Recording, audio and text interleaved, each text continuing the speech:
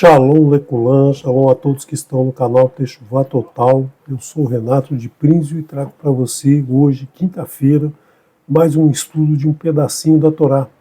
Vamos iniciar o resumo do livro Vaikra, o terceiro livro da Torá. Então abre o teu coração para que a gente possa entender todas as palavras que nos serão ditas nesse estudo. Vamos então preparar mais um estudo de um livro e de todas as porções desse livro para que você possa, no momento que for estudar, para o estudo semanal da porção, você já constar com um resumo, já ter um resumo à sua disposição para acompanhar o que vai ser estudado naquela semana. Então, aberto o coração, vamos iniciar o estudo desse livro que tem essa ilustração belíssima do efod, o efod que o sumo sacerdote trazia no seu peito com pedras preciosas, pedras que representavam as 12 tribos. Essa ilustração, esse desenho, essa obra de arte foi criação da nossa querida Lena Posner, que gentilmente cedeu para ilustrar o nosso estudo. Muito obrigado, Lena. Vamos então ao estudo.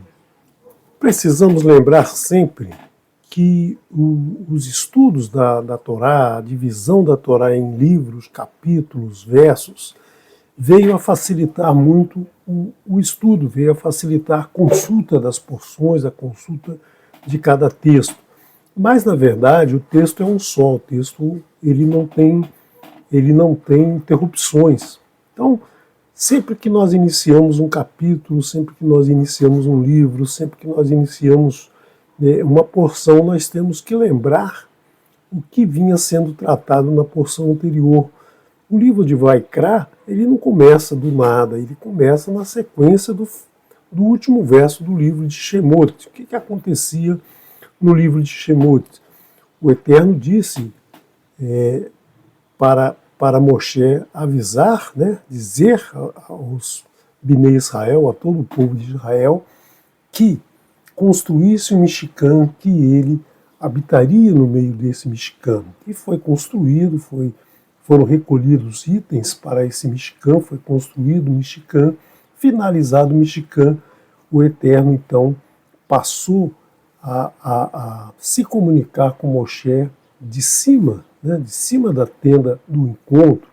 Então a sua nuvem ficava sobre a tenda do encontro, protegendo todo o Mishkan. Nós devemos sempre relacionar o Mishkan com o ser humano, com o corpo humano, com a alma humana. Então, a proteção do Eterno está sobre todos, está sobre todos, principalmente se comunicando com todos e trazendo a todos a sua instrução, assim como ele fez com o Mishkan construído no deserto. Nós temos sempre que trazer essas informações, essas orientações, essas instruções para o nosso dia a dia. Então, se você lembrar bem da porção Shemot, que nós estudamos até recentemente, ainda não estudamos nas parashot semanais, mas nós já fizemos um resumo. E ela termina com a seguinte frase. Deixa eu colocar o laser. Ki ana Adonai al hamishkan yomim. Então, a nuvem, a proteção do Eterno, a orientação do Eterno, a segurança que o Eterno nos traz, de Adonai, estava sobre o Mishkan. Nos dias, durante todo o dia, a nuvem protegia o Mishkan. Veesh tirrie laila bo. Nos dias, Yomam, nos dias, Veesh e fogo, tirrie laila bo, vinha na noite. Le einei kol beit Israel berol maseh eichem. Vinha na noite aos olhos de toda a casa de Israel em todas as suas jornadas. Então, a presença do Eterno é constante na vida de todos os filhos de Israel, né, de toda a casa de Israel. Então é isso que a gente precisa lembrar, né, que estava acontecendo no finalzinho do livro de Shemot, para então podermos entrar no Sefer Vaikra, no livro de Vaikra. Então, nesse momento, quando o Mishkan está pronto, quando a nuvem está sobre o Mishkan, o Eterno chama Moshe para passar orientações a ele, e essas orientações serão dadas a todos que estão, né, todos que estão caminhando com Moshe. Vraika el Moshe vai daber Adonai elav. E chamou por Moshe, e falou Adonai a ele, Mi ohel moed lemur, da tenda do encontro, dizendo. Então, chamou Moshe para passar instruções, e o Eterno faz isso com todos nós, na tenda do encontro, naquele ponto em que ele faz contato conosco, que é justamente onde está a nossa consciência, na nossa Nefesh Hayah. Essa Nefesh Hayah, ela se centraliza no nosso coração, é a sede da nossa consciência. Por isso que nós sempre falamos, abre o teu coração para ouvir as palavras do Eterno. O Eterno chama por cada um de nós para passar essas instruções, todas as instruções. Então vamos ver alguns detalhes sobre essa porção, alguns números, né, que são associados a essa porção.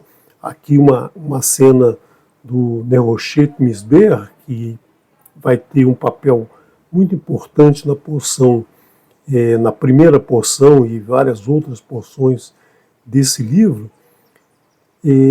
O Neroshet Misber, o altar de bronze, ele vai ter um papel muito, muito importante dentro desse estudo. Por isso que eu trouxe essa imagem, né, uma imagem estilizada aí da tenda do encontro e do altar de incenso. Então, o livro de Vaikra, ele tem 27 capítulos, é o menor livro dos 5 livros, é o menor livro que traz poucos capítulos, né? Então, nós temos 859 versos, 44.795 letras, 10.000 palavras e a gemátria de 3.137.272 é a gemátria de todas as letras do livro de Vaikra. Então nós temos aí as raízes, né, de cada um desses números, para você ter uma ideia da dimensão dos livros, né? Eu tenho trazido esses números para você ter uma ideia das dimensões desses livros. Esse é o menor livro, o livro Vaikra. E interessante, é o menor livro e a primeira Aleph, né? A Aleph que vem trazida nesse livro é justamente a menor letra das 5 letras do nome Vaikra, né? A palavra Kra é chamar, esse Vav é o E, o conectivo E, e essa letra Yud significa um passado do verbo, né? O verbo Kra, Kará, né? O verbo Kará, o verbo chamar, está aqui com E chamou, também conhecido como livro de Levítico. Por quê? Porque esse livro traz as atividades dos levitas, dos leviim, né? Os leviim que foram separados pelo Eterno e que vão servir ao Eterno, vão servir ao Mishkan. Todos os Kohanim são levitas, são levitas da tribo, né, da tribo de Levi, mas descendentes de Aharon, o irmão de Moshe. Então, esse livro, chamado de Vaikra, é também conhecido como Levítico, que não é um nome totalmente desconectado do assunto do livro, porque os levitas terão um papel fundamental nesse livro. Então, essa versão que foi feita lá na Septuaginta, né, que deram esse nome de Levítico, nome que foi para o grego e depois foi para o latim, esse nome ele tem um significado muito grande, nós veremos aí dentro do estudo da porção. Então, esse livro, ele traz exatamente o quê? Vejamos, ele é o terceiro livro, o livro do meio, é um livro que faz a conexão entre os dois primeiros, a criação do mundo, a criação do ser humano, a perdição do ser humano, a escravidão, a servidão que eles prestavam no Egito, a sua libertação, e agora eles vão passar por esse livro, passar por essa instrução e depois irão chegar à Terra Prometida. Então ele precisa, ele faz essa ligação entre esses dois livros iniciais e os dois livros finais. É o terceiro livro, o livro do meio, nos traz também um significado interessante, que ele é o menor livro, né? A conexão aqui, ele traz, digamos assim, menos assunto que os outros, mas um assunto que é muito rico, muito importante. Sem esse pouco desse livro, nós não teríamos condições de chegar, né, a manifestar, né, manifestar o desejo do Eterno de que a gente evolua, de que a gente cumpra a nossa missão, que vai acontecer, né, que vai ser trazido nos próximos livros. Esse livro, ele traz com maior frequência, né, em relação ao tamanho do livro, o nome do Eterno. O nome do Eterno aparece muitas vezes nessa porção. O Eterno fala muito a Moshe nessa porção, nesse livro, né? Então nós vamos ver que, proporcionalmente ao tamanho do livro, é onde mais aparece a frase Vaidaber Adonai el Moshe lemor. Falou o Eterno a Moshe, dizendo, é o livro em que ele traz muitas instruções do Eterno para Moshe levar ao seu povo, né? Mas é um livro pouco prestigiado pelos leitores. Muita gente não gosta de ler esse livro, porque aqui há uma mortandade de animais muito grande, né? Se diz aí como fazer os sacrifícios, como oferecer um animal em sacrifício, e asperge sangue para cá, asperge sangue para lá, coloca, corta os animais e coloca ali no Misbea Nerochete. Então muita gente não gosta muito desse livro, porque entende esse livro como algo muito pesado, muito desgostoso de se tratar. Não trata aqui de aventuras, como nós temos no livro de Bereshit, a saga da família de Avraham. Não trata do grande êxodo, né, da fuga do Egito, da saída do Egito. Não trata também dos 10 mandamentos, trata simplesmente de buscar a santidade. Muita gente não está preocupada com isso, muita gente não quer isso, e muita gente também acha que esse livro é um livro de leis e regras rituais, né? Você vai encontrar aí muita gente, né, gente boa, gente famosa, gente que é instruída, que conhece bastante a Torá. Muitos sábios achavam isso, as próprias religiões acham que esse livro é um livro de regras rituais, ou seja, de como devem ser feitos os sacrifícios, oferecidos os sacrifícios ao Eterno. E nós vamos ver, né, eu vou tentar passar para vocês que não é isso o objetivo desse livro. Não tem lei nenhuma, não tem regra nenhuma, né? As regras, pelo menos não as regras que as pessoas veem aqui, não faz assim com o animal, coloca a mão na cabeça do animal, mata o animal, esquarteja o animal. O principal do livro não é isso. O principal do livro nós vamos ver já. Nós vamos falar um pouquinho mais do que a gente deve entender nesse livro, deve buscar entender, praticar nesse livro, né? Por quê? Porque nós vimos que Adonai fez uma promessa a Moshe. Adonai ouviu o clamor, né? Ouviu o clamor do povo quando estava oprimido lá no deserto. O Eterno ouviu o clamor do povo, selecionou Moshe, treinou Moshe, explicou tudo para Moshe e disse para Moshe dizer ao povo o seguinte: eu vou tirar o povo da servidão. Nós vimos isso na última porção que estudada no Shabat, no último Shabat, na porção Vaerá, muito bem conduzida pelo nosso querido Moré Fábio Mazzarella, né? Uma brilhante apresentação que ele fez sobre esses itens, essa promessa do Eterno. O Eterno disse: e tirarei o povo da servidão. Foi o que ele fez e é o que ele faz com todos aqueles que querem deixar a servidão. E livrarei o povo da idolatria, aquela idolatria que eles estavam no Egito, né?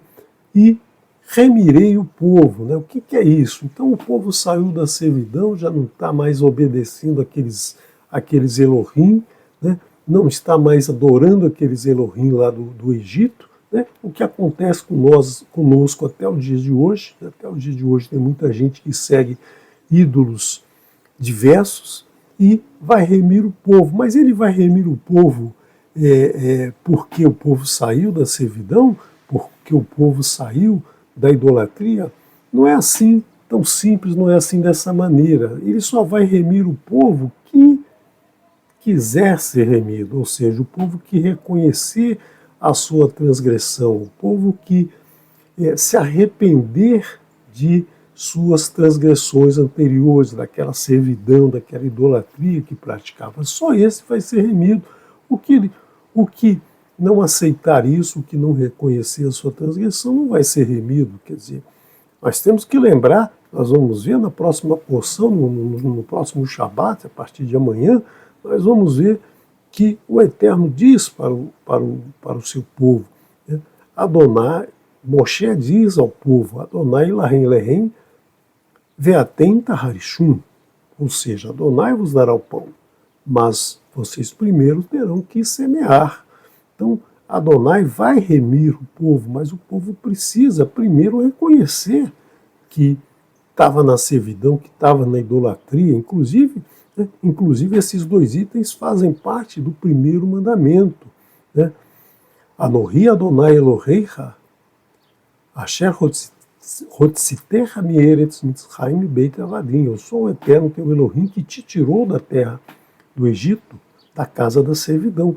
Então, o Eterno fez isso. Nós precisamos reconhecer isso. Nós precisamos reconhecer que Ele é o nosso Elohim e nos afastarmos de todas as transgressões aos seus mandamentos, às suas palavras. Então é nesse momento que Ele vai remir o povo. E a partir daí, né, a partir desse momento é que Ele pode tomar o povo por seu servo. O povo não vai ser seu servo se não for remido.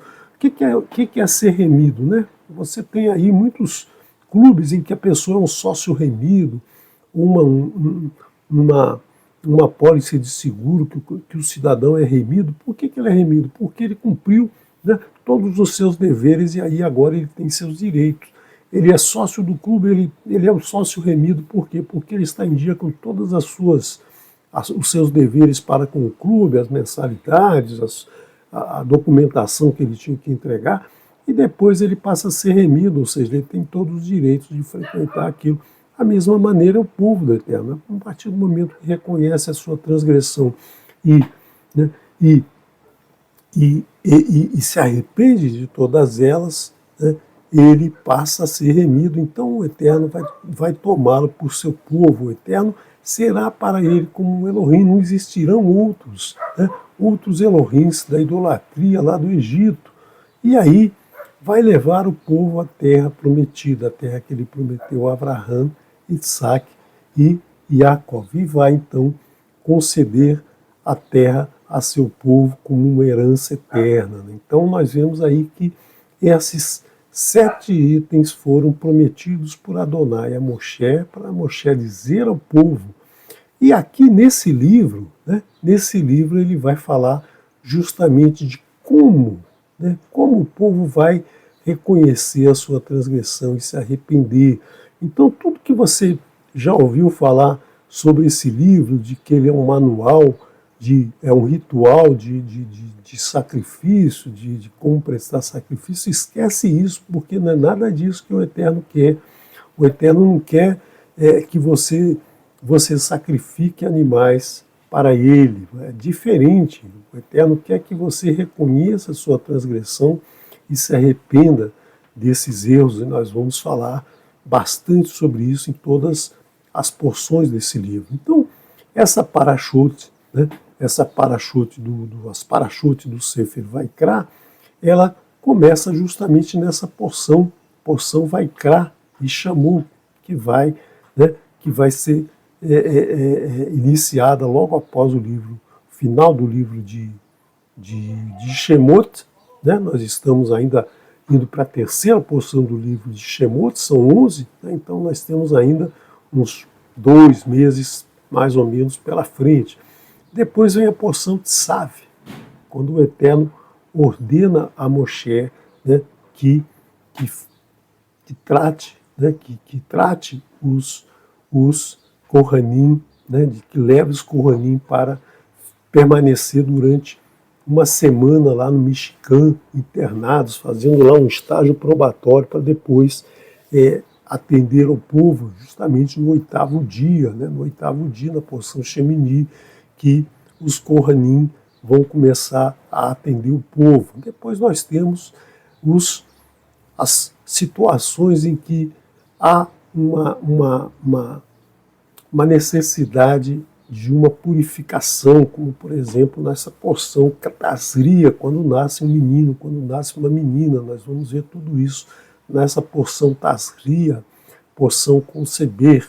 Depois a Metsorá, o afligido por Tsaraat, esse grande mal que vem da boca, do falar mal dos outros, né? Então a pessoa era atingida por Tsaraat, conhecido também por lepra, mas não é lepra como você verá no estudo aqui dessa porção. Depois a porção Aharemot, depois da morte, após a morte. Então o que acontece após a morte? Nós vamos ver aqui nessa porção o que a Torá nos traz nesse estudo. Depois a porção Kedoshim, quando o Eterno diz: sejam santos porque eu sou santo. Então ele nos mostra que é possível, né? O que a gente deve fazer. Você vê que desde a primeira porção, desde a porção Vaikra até aqui, ele está nos ensinando como a gente pode ser santo, né? Esse livro é um manual de santidade. Depois, porção Emor, a porção Berrar e a porção Berrucotai nos meus regulamentos, nos regulamentos do Eterno. Então nós temos aqui 1, 2, 3, 4, 5, 6, 7, 8, 9, 10 porções. Já tivemos um livro com 12 porções, o livro Bereshit, um livro com 11 porções, o livro de Shemot, e aqui nós temos 10 porções, praticamente 2 meses e meio, mas você vai ver que nós levaremos menos de 2 meses estudando esse maravilhoso livro. Então nós vamos ver a porção Vaikra. Aqui está errado, vou corrigir para que você não receba errado. Ah não, tá certo, desculpe. Aqui eu vou colocar para você as datas em que vão acontecer as porções. A primeira porção vai ser no dia 7 de Nissan, que vai coincidir com o dia 5 de abril. Né? Então, 5 de abril, já no mês de Nissan, o mês da primavera, vai ser a primeira porção de número 24. Depois nós temos a porção Tzav. Porção Tzav no dia 14 de Nissan. 14 de Nissan é um dia muito importante no calendário do Eterno. Por quê? Porque é justamente o dia em que vai se comemorar a Pessah. Né? Então a Pessah é justamente na lua cheia do mês de abril. Né? No caso aqui vai ser o mês de abril. Essa Pessah vai acontecer no final do Shabat, né? Depois do Shabat do dia 14, nós teremos a Pessah, a festa de Pessah Matzot, e no dia seguinte nós iniciaremos a contagem do Homer, né? Você vai acompanhar aqui no canal todos os dias após o pôr do sol a contagem do Homer, se o Eterno assim nos permitir. E depois nós teremos a Parashá Pessah, uma Parashá especial trazida no Shabat do dia 21 de abril, né? Dia 21 de Nissan, 19 de abril. Então, nós temos aí que, né, no dia 19 de abril, nós teremos uma Parashá especial. Então, não traremos aqui o estudo de uma porção, mas vamos fazer um estudo especial. E interessante notar que esse livro de Vaikra sempre inicia próximo da Pessah, né? Se uma porção, ou duas, ou três acontecem antes da Pessah, né? Dependendo do calendário do Eterno, né? O calendário que ele nos mostra, dependendo da lua cheia da primavera ou a lua cheia do mês de Nissan. Então nós teremos aqui esse estudo. Depois nós teremos a porção Shemini, no dia 28 de Nissan. Depois, no dia 5 de Ar, nós teremos duas porções, né? Nos anos regulares, esse é um ano regular, nós teremos a porção Tasria e a porção Metsorá vão ser tratadas no mesmo Shabat, né? Uma porção que é um Shabat que nós temos duas porções, a mesma coisa, as duas próximas porções, a Haremut e a porção Kedoshim, serão tratadas no dia 12 de Iyar, e depois nós temos a porção Emor, e finalizando o livro de Vaikra, as duas porções Behar e Berucotai, né? No monte e nos meus regulamentos. Então nós temos aí, né, nós temos aqui 1, 2, 3, 4, 5, 6, 7 encontros para, em 7 Shabbatot, nós estudaremos esse livro e mais o estudo de uma Parashá especial, que é a Parashá Pessah, né? Agora, a Parashá Vaikra, né? Vamos hoje estudar só a Parashá Vaikra. A Parashá Vaikra, então, será no dia 7 de Nissan, dia 5 de abril, e ela tem, né, ela tem 111 versos, ela vai do verso do capítulo 1 do livro de Vaikra, ou Levítico, né, do verso 1 até capítulo 6, verso 22. Nas Bíblias cristãs, a numeração é diferente, né? Nas Bíblias cristãs, você tem uma numeração diferente, né, que você vai acompanhar no estudo semanal. Eu não coloquei aqui para não ficar confuso todos esses números no texto. Então nós vemos aí, o estudo dessa porção Vaikra, que tem a Haftará, o livro de Yeshayahu, né? Essa Haftará vai ser estudada, se o Eterno assim permitir, no domingo anterior, né? Anterior ao dia 5 de abril. Então você fica atento aí no canal no domingo anterior ao 5 de abril, que provavelmente nós transmitiremos aí, se o Eterno assim permitir, nós transmitiremos aí um estudo da Haftará dessa porção. Também nós temos na Brit Hadashá, nos escritos nazarenos, ou o estudo do livro de Romanos e do livro de Hebreus, também tem assuntos que são relacionados a essa porção. Então vamos agora fazer um resumo da porção Vaikra. Eu vou fazer agora um resumo diferente daquele que eu fiz no livro de Bereshit e no livro de Shemot, onde eu vinha trazendo os capítulos e os versos e um resumo do verso. Aqui eu vou fazer um pouquinho diferente para que você tenha mais uma opção de fazer o teu resumo, né? Então aqui eu peguei a porção Vaikra e extrair um roteiro para você entender o que vem sendo trazido nessa porção, né? Essa porção tem o nome de Vaikra porque é a primeira porção do livro. Todo livro E cada um dos 5 livros tem o nome da primeira porção. Cada primeira porção tem exatamente o nome do livro. Por quê? Porque é a primeira palavra, né? É a primeira palavra que aparece no livro. Então, que aparece na porção. Então, geralmente, Bereshit é a primeira palavra de Bereshit. Shemot não é a primeira palavra de Shemot, mas é a primeira palavra importante do livro de Shemot, né? Vaikra é a primeira palavra mais importante do livro de Vaikra. E aqui nós temos as bases das ofertas a Adonai, ou seja, as ofertas que são feitas pelos filhos de Israel, pelos Bnei Israel, para Adonai.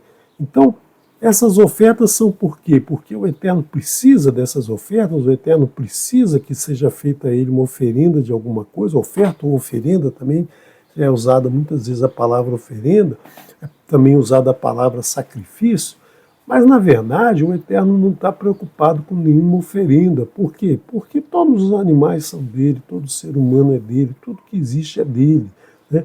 Ele não precisa que você ofereça nenhum animal a ele, mas o sentido do que está, né, do que está envolvido nessa oferta ao Eterno. Quando que a pessoa faz a oferta? Nós veremos aqui essas bases de como se faz essa oferta. E essa oferta é um sacrifício para a pessoa que está fazendo, mas um sacrifício não no sentido que as religiões colocam de um ofício sacro, de alguma coisa que representa uma ligação com o Eterno. Não, na verdade é justamente, né, o sacrifício dos 3 pilares de Nimrod que a pessoa deve trazer para a sua vida, né? Ou seja, ela vai oferecer um animal, ela vai oferecer alguma coisa que é cara para ela, cara no sentido de que tem custo, tem um envolvimento, um custo financeiro, um custo emocional, um custo em muitos aspectos, e que ela vai ter que abrir mão, né? Ela vai ter que abrir mão para o Eterno daquilo. Esse é o sentido do sacrifício para a pessoa. Mas essa oferta é feita, então, como um reconhecimento da transgressão a qualquer mitzvah de Adonai. Não é só uma, não é só a primeira, não é só a quinta, não é só a oitava, não é só a quarta. Não, são as 10 mitzvah, e todas, né, e todos os desdobramentos que são mostrados na porção, né, no livro de Shemot, por exemplo, que vai ser mostrado também nesse livro aqui, vários desdobramentos, né? Por exemplo, não roubar. As pessoas acham que é só enfiar a mão no bolso do outro e tirar o dinheiro do outro, mas não roubar, como você verá, tem mais e mais e mais significado do que apenas tirar o que está no bolso do outro, né? Então, qualquer mitzvah do Eterno, a pessoa precisa reconhecer que cometeu aquela transgressão e se arrepender sinceramente. O arrependimento sincero é justamente, né, reconhecer o erro e se comprometer a não errar mais, porque não adianta, né, reconhecer o erro e continuar errando. Isso não é arrependimento. Eu me arrependo do que eu fiz ontem e hoje faz a mesma coisa. Isso não é arrependimento, né? Então, esse livro ele é um manual de santidade, como a pessoa vai se tornar especial para o Eterno. O que é ser santo, né? Nós veremos na porção Kedoshim. Ser santo é justamente ser separado para o Eterno, é você fazer com que a sua relação com o Eterno seja diferente da sua relação com qualquer outra coisa, né? Lembra-te do dia de Shabat para santificá-la. Por quê? Porque você vai fazer no Shabat tudo que você não faz nos outros dias. Você vai descansar, você vai se envolver com o Eterno, você vai ler os ensinamentos do Eterno, você vai pensar no Eterno, você vai ficar com o Eterno o tempo todo. Você não vai comercializar, você não vai trabalhar, você não vai fazer um monte de coisa que você faz nos outros dias. Aquele dia é um dia especial. Por isso que o Eterno diz: lembra-te do Shabat para santificá-lo, ou seja, fazer desse dia um dia diferente. A prática nesse dia, né, a prática desse dia é justamente a prática que envolve os ensinamentos do Eterno. Então, esse livro ele é um manual de santidade. Ele nos orienta, né, o que devemos fazer para realizar na prática, todos os nossos dias para que a gente possa fazer techuvá, para que a gente possa retornar ao Eterno, para que a gente possa retornar ao Gan Eden, né? Para que a gente possa retornar àquele momento que a gente convivia com o Eterno. Então, essa paraxá é a primeira palavra que aparece, né? Vaikra é a primeira palavra que aparece na porção. Então, a nuvem estava lá sobre o Mishkan e o Eterno chama Moshe para, né, para conversar com ele, passar a ele orientações, e o Eterno estava exatamente sobre a tenda do encontro, ou seja, a proteção, né, a proteção a todo o povo de Israel, a toda a casa de Israel. É o que ele faz todos os dias com a gente, ele chama a gente da sede da nossa consciência, da sede da nossa Nefesh Hayah, para nos dar ensinamentos, né, para que a gente possa aprender esses ensinamentos e praticar no nosso dia a dia. Então, esse chamado vai permitir que nós consigamos a remissão, né, para que a gente consiga a remissão de todas as transgressões, né, e nos relacionemos diretamente com o Eterno. Ou seja, vamos reconhecer que erramos e vamos nos arrepender sinceramente desses erros, para que a gente possa, né, ser remido pelo Eterno. O Eterno diz que vai nos remir, mas a gente só vai ser remido se a gente quiser realmente ser remido, né? Se a gente não plantar, ele não nos dá o pão. Se a gente plantar a semente, ele vai nos dar o pão. Então a semente é o nosso arrependimento. Então nós precisamos estar sempre, constantemente em contato com o Eterno, nos relacionando, nos comunicando com Ele, pedindo, perguntando, querendo saber mais, querendo aprender mais, querendo descobrir o que está errado, por que está errado e como é o certo. Né? Você tem que pedir. O povo estava lá no sofrimento, o povo estava lá na escravidão, mas o Eterno só se manifestou quando o povo resolveu clamar com ele, clamar por ele, né? Clamar por sua ajuda. Senão, estaríamos lá até os dias de hoje. Então, essa porção, o que ela nos traz? Né? Ela nos traz instruções para as ofertas. Não é um manual de como fazer os sacrifícios. Ao contrário, ele não está preocupado com o sacrifício. Não é um livro de ritual, como muitos dizem, como muitos apresentam, as religiões, inclusive, apresentam esse livro como um livro de um guia para a realização dos sacrifícios. Né? Então, traz aqui os elementos da oferta. Por exemplo, os animais que são trazidos. Os animais que são trazidos são aqueles animais que eram importantes para o ser humano, né? Por exemplo, o gado, né? Um gado, bois, né? Um boi, né? Um boi que é um animal kasher. Todos os animais são kasher, não é qualquer animal. Não, então eu vou oferecer um animal que é peçonhento, que não me serve para nada, então aí eu ofereço para o Eterno e aí resolvo dois problemas, né? Porque o animal está incomodando aqui, está destruindo a minha plantação, e aí eu ofereço ao Eterno e resolve o meu problema e o problema do Eterno. Mas o Eterno não tem problema nenhum. O Eterno não está preocupado, né, com a tua produção, não está preocupado em receber aquele animal.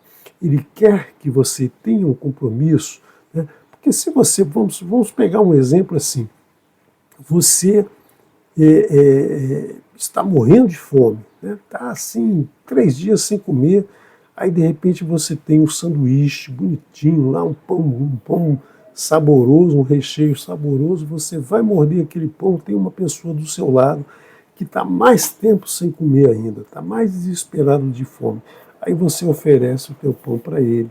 Né? Isso foi um sacrifício tremendo, porque você está à beira da morte e você cedeu para o teu próximo aquele alimento. Agora, imagina se você está na frente de uma mesa com vários pratos saborosos, você está almoçando porque é meio-dia, porque você não está com fome nenhuma, você acabou de tomar um lanche às 9 horas, mas é meio-dia, é hora de almoçar, então vamos almoçar, e alguém aparece com fome, né? E você dá então um prato de comida para ele, fez uma caridade, ótimo, excelente, mas não houve sacrifício nenhum aqui. Por quê? Porque você está dando algo que para você não significa muita coisa, não significa nada.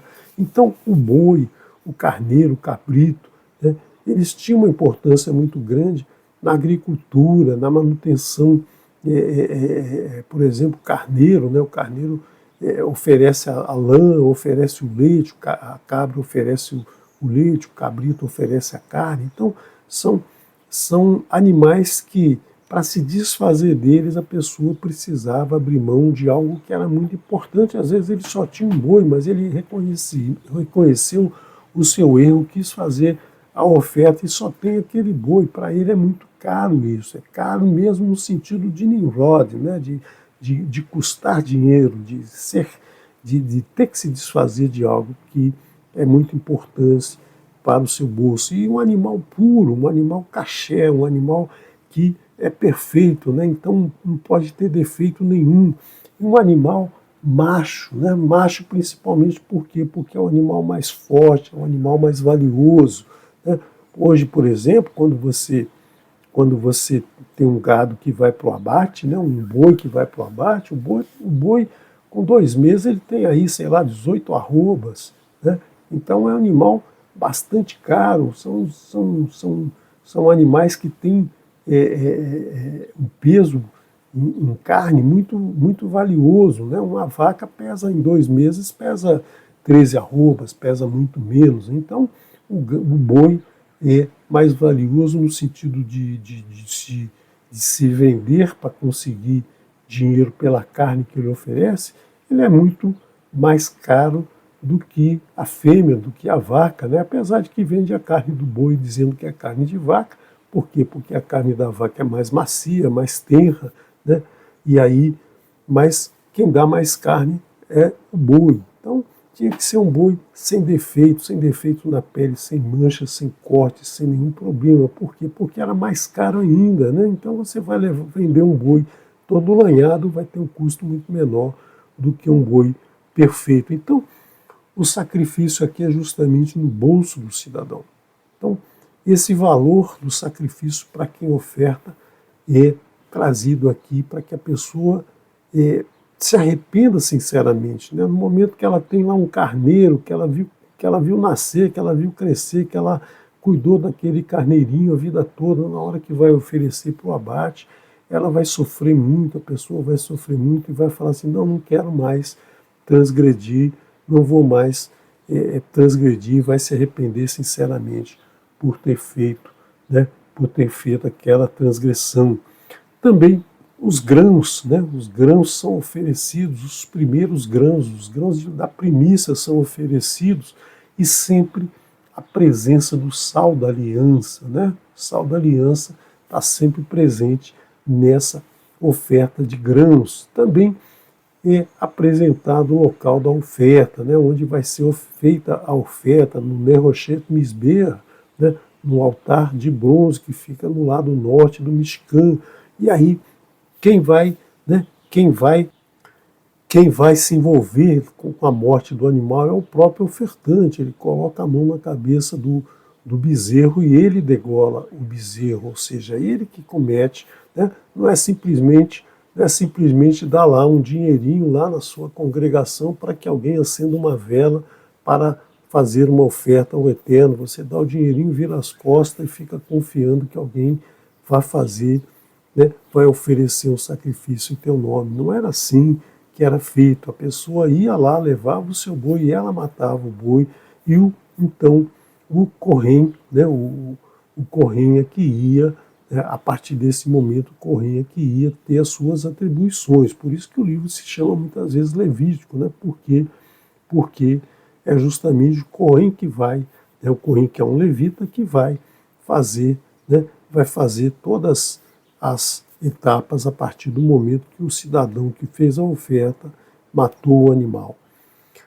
Também nós temos as características dos ofertantes e da transgressão. Por exemplo, um pecado por engano ao que não deve ser feito. O Eterno fala na segunda tábua 5 ordens do que não deve ser feito, né? Não assassinar, não adulterar, não roubar, não falar, levantar falso testemunho contra o teu próximo, não cobiçar o que é do teu próximo. Então, alguém pode, por engano, cometer isso. Por exemplo, alguém que,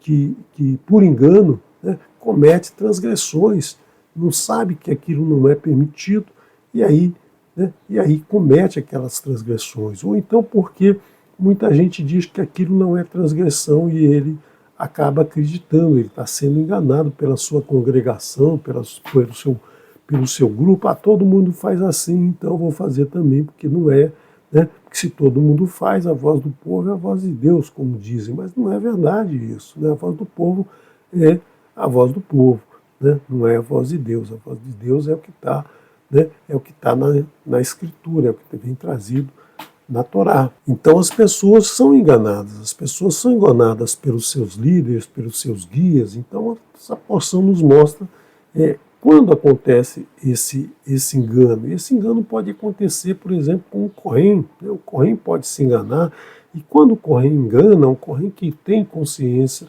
que tem um relacionamento mais íntimo com o Eterno, que foi separado para o Eterno, que conhece a palavra do Eterno, quando ele erra, o erro vem para todo o seu povo. A comunidade inteira pode estar enganada, ou seja, toda uma nação está enganada. Eu diria hoje que dos 8 bilhões de pessoas no mundo, quase 90% está enganada, está fazendo coisas que não são o que o Eterno diz, né? O que o Eterno diz na sua Torá.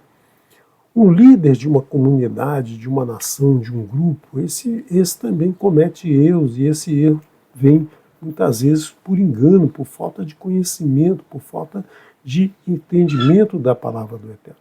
Também é o erro do próprio indivíduo, de cada indivíduo, né, que não quer saber da palavra do Eterno, que não quer ouvir a palavra do Eterno, que não quer aprender a palavra do Eterno, e aí comete as suas transgressões, ou seja, dando um testemunho mentiroso. Não, eu gosto daquele cidadão, ele está em maus lençóis, eu vou dizer que vi coisas que ele não fez para ele ser prejudicado. Então é convidado lá por alguém para dar um testemunho falso, né? Então não pode fazer isso, né?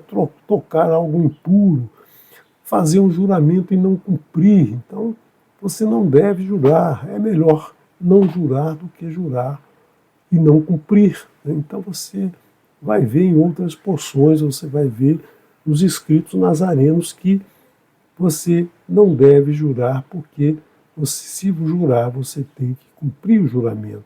Também tratar itens sagrados, ou seja, itens separados para o Eterno, de forma adequada.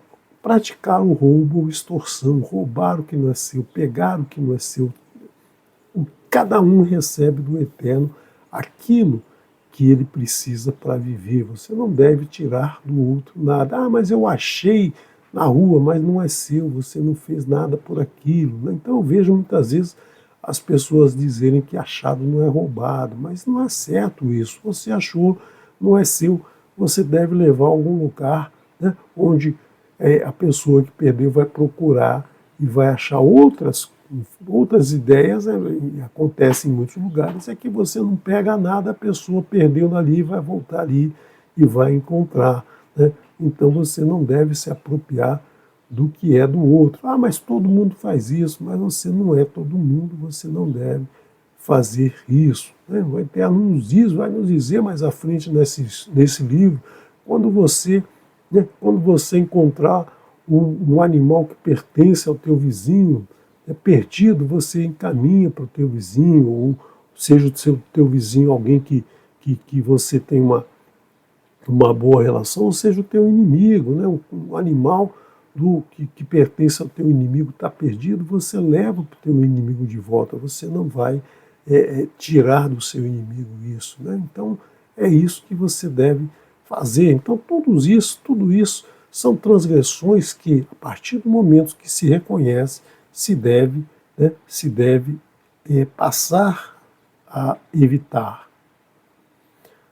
Nós temos também nessa porção as 5 principais ofertas dos Bnei Israel, dos filhos de Israel. A oferta olá, a oferta que sobe ao Eterno, também conhecida como holocausto, ou seja, a oferta queimada, é o animal que vai ser colocado no fogo para ser queimado ao Eterno. Né?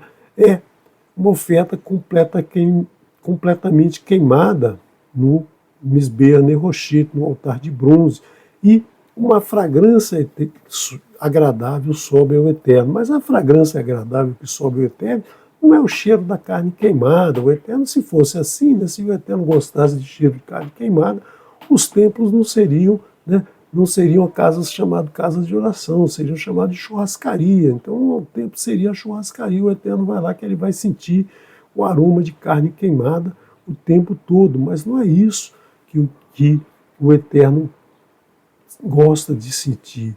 A fragrância agradável é justamente aquela que sobe daquele que se arrepende sinceramente, daquele que entendeu que cometeu um erro, aprendeu que cometeu um erro, reconheceu o seu erro e no seu coração ele sente a necessidade de nunca mais errar daquela maneira. É esse aroma agradável que sobe ao Eterno, e não o cheiro da carne queimada, o cheiro da proteína, que não é que a gente sente o cheiro agradável de uma carne queimada, de um churrasco, quem come churrasco gosta disso, né? Mas é a proteína queimando que tem aquele aroma. Né? Mas não é isso que é o agradável. Né? O agradável é justamente para o Eterno, é o arrependimento sincero, porque aí é que ele vai remir aquela pessoa. Né? Então, o que acontece? O ofertante transfere a sua transgressão ao animal, aquele animal macho, e também o degola. Né? Então é aí que ele vai mostrar um arrependimento, que ele vai sentir, né? Ele vai sentir que ele está matando um animal que não tem culpa nenhuma. Então aquele animal não tem culpa nenhuma, aquele animal está sendo ofertado por ele. Né? Então ele não pode cometer transgressões novamente. Né?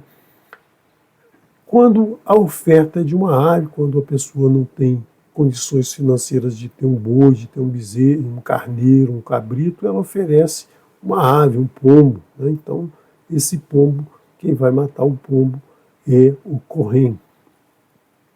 Nós temos a oferta minhá, ou a oferta de manjares, que é uma oferta de grãos, né? Oferta de grãos que vai ser oferecida juntamente com a oferta olá. Né? Então, você tem aí farinha fina com azeite, você tem incenso, você tem pães sem fermentos, pães sem a fermentação e bolo. Mas bolo aqui não é, né, não é o bolo que a gente conhece hoje, né? Farinha, ovo, leite, açúcar e manteiga, né? Que mistura aquilo ali e faz aquele bolo fofo. O bolo é mais ou menos algo parecido com um pão com outro formato. Né? O pão sem fermento geralmente é tipo que a gente chama hoje de uma bolacha. Né?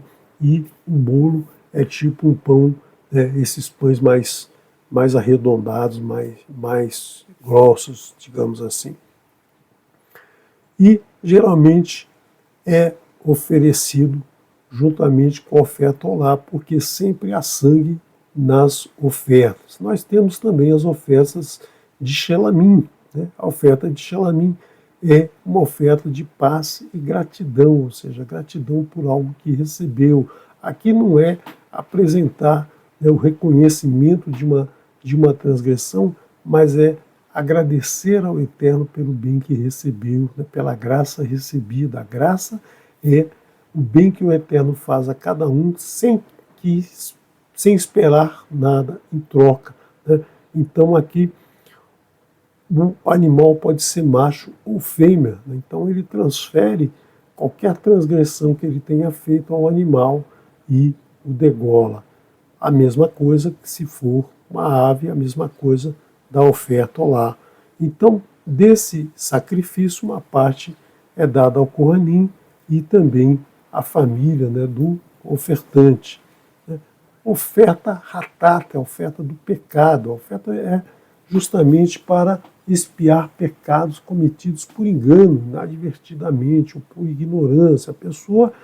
A pessoa não guarda o Shabat, por exemplo. Né? Se você pegar uma Bíblia nas traduções da Torá, conhecidas como Bíblias, de várias religiões, você vai olhar lá o capítulo 20 de Shemot, você vai ver as 10 maravilhosas palavras, traduzidas como os 10 mandamentos, apresentados conforme a versão, né, conforme a versão original, conforme o texto original. Você não vai, às vezes, encontrar o texto exatamente como a tradução do hebraico, diretamente. Por exemplo, o primeiro mandamento, que muitas vezes nem é reconhecido como um primeiro mandamento, mas diz que você deve amar o Eterno acima de todas as coisas. Então é mais ou menos o primeiro mandamento. O quarto mandamento, eles também falam do Shabat. Você verifica que todos os 10 mandamentos são iguais a um livro, né, a uma Torá em hebraico, uma Torá no texto original. Mas o que acontece é que na congregação se utiliza um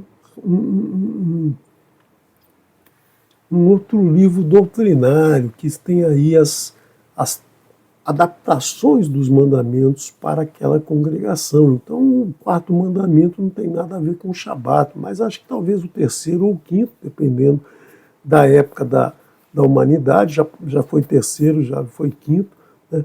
É o mandamento de guardar o domingo e dias santos, né? Que isso não está na escritura do Eterno. Então a pessoa está sendo enganada.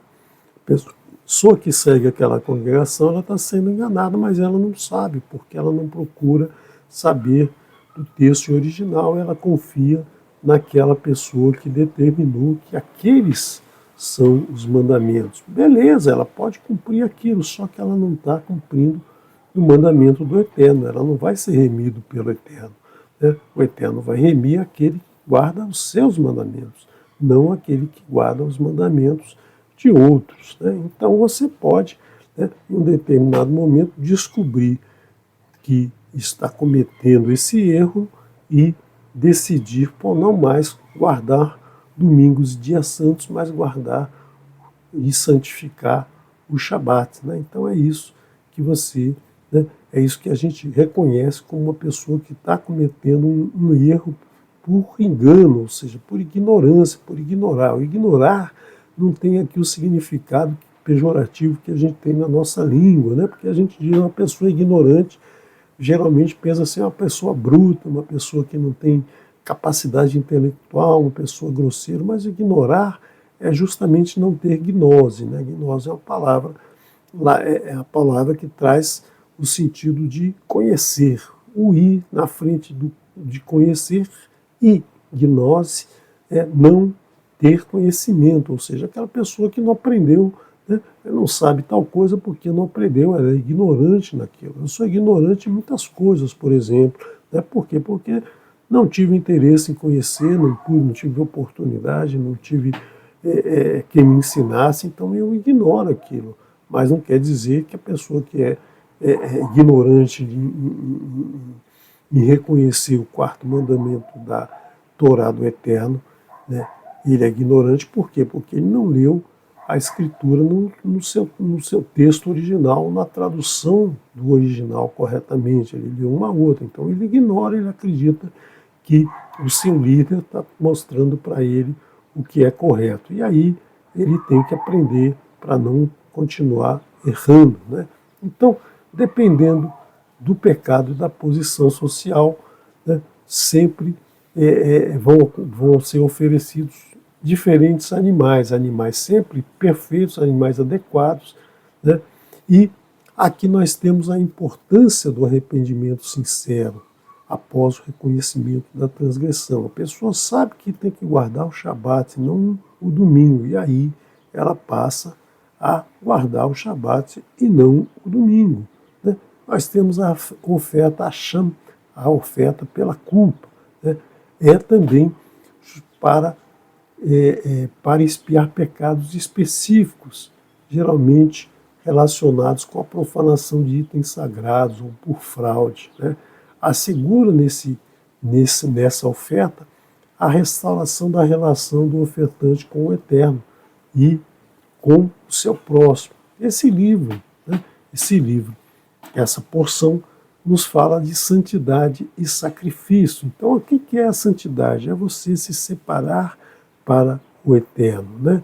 E o sacrifício é você, né? É você oferecer algo que é importante para você e por isso você vai se arrepender na sua vida, no seu dia a dia, né? Você vai se arrepender nas suas práticas diárias de todos os erros que você comete. Assim, você vai ter um impacto no seu dia a dia, você vai ter um impacto no teu relacionamento com o teu próximo, no teu relacionamento com o Eterno. Você vai se arrepender sinceramente de ter cometido as transgressões e vai agradecer ao Eterno por Ele permitir que você se arrependa, que você tenha cometido o erro, né? Porque todos vamos cometer erros, todos cometemos erros, mas o importante não é cometer o erro e simplesmente dizer, olha, passou, deixa para lá, mas não, é reconhecer e se arrepender e nunca mais cometer o erro. Em cada situação da sua vida, você comparar aos 10 mandamentos e se afastar daquele erro se aquela ação for conflitante com algum dos mandamentos do Eterno.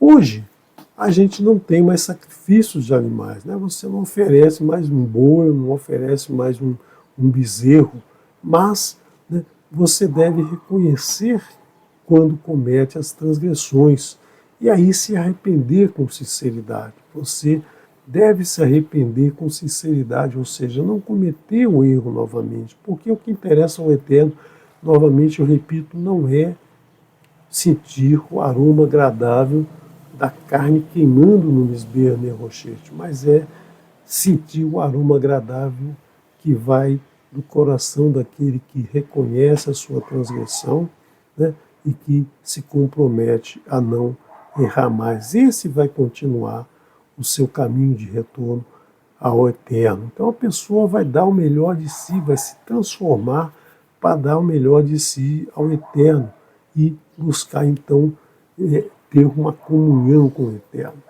Isso deve ser o foco da tua prática diária, da nossa prática moderna, né? Já que a gente não tem mais, né, animais para tempo para levar os animais como uma oferta para o Eterno. As orações e boas ações, elas substituem os sacrifícios. Hoje muitos dizem isso, né? Olha, você então ora que melhora, você ora ao Eterno e você vai então conseguir a remissão dos teus erros, a remissão dos teus pecados. Mas essas orações de nada valem se não houver um arrependimento sincero à transgressão de qualquer mitzvah do Eterno. Não adianta você orar hoje, se ajoelhar no milho e amanhã você cometer a mesma transgressão. Não é isso que o Eterno... eu errei, faço uma oração, estou absolvido dos meus erros, vou lá, erro de novo, faço a mesma coisa todos os dias, e aí rezo todos os dias, está tudo bem, estou em paz com o Eterno. Não é assim que ele identifica o teu arrependimento. Porque aquele que não obedece, aquele que não guarda os mandamentos do Eterno, até a sua oração é uma abominação. Então as pessoas que simplesmente acham que orar resolve seus problemas estão muito enganadas, elas estão cometendo esses erros. E nós vemos isso nessa porção, né? Então essa porção nos traz essa maneira de como vamos conseguir a remissão, aquele terceiro, né, aquela terceira promessa do Eterno que diz para Moshe, olha, fala para o povo que eu vou remi-los.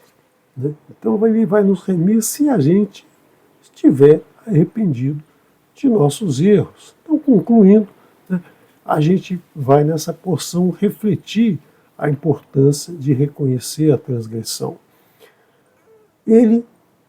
Essa porção nos traz também a importância dessa remissão, né? Essa remissão que o Eterno vai dar a cada um que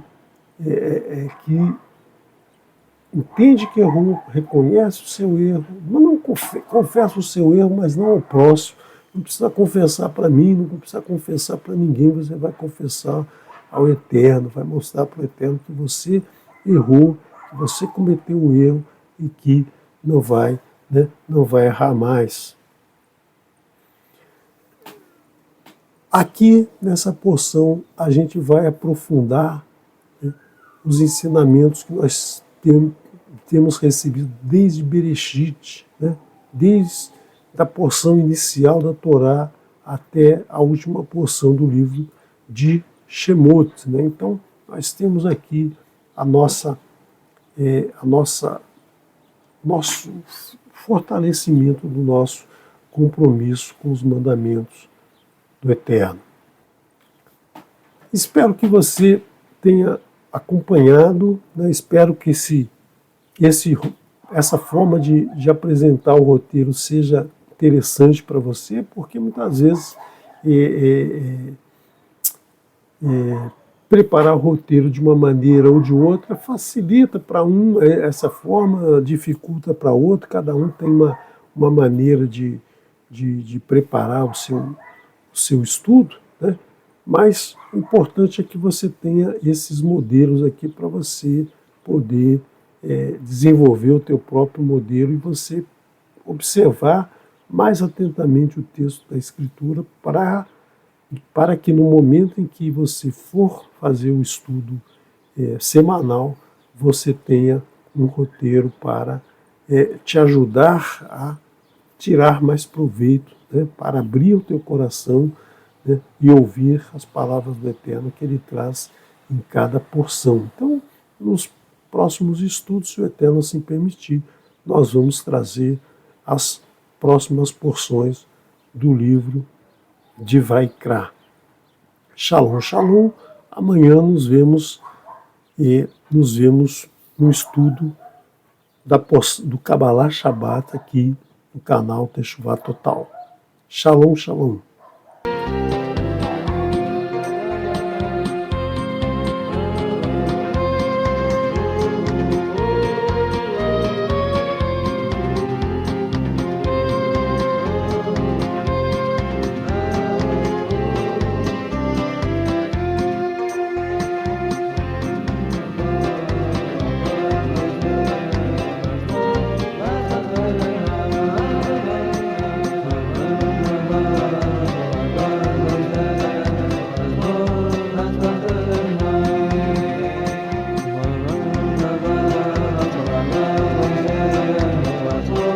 la la la